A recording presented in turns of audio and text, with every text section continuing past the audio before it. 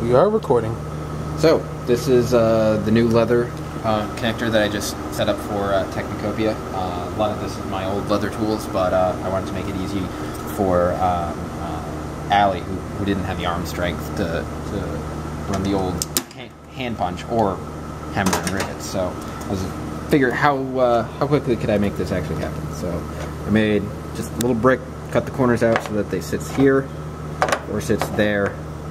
Centers the rivet bottom underneath the Arbor press. This is just standard Arbor press because all the tools pop out. This is one of these that I turned down on the lathe so that it fits. And this was just a straight rod, and I smoothed it off so that it fits in better and put a flat spot on it for the screw.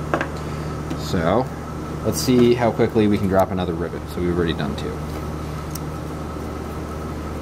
Screw in the punch. Punch in the press. Set screw down. Brick in. Pull. Took no effort at all. Rivet.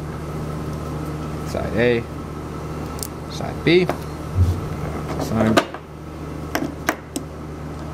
Pull the hole punch tool. Put the riveting tool in. Flat side up. Set screw down.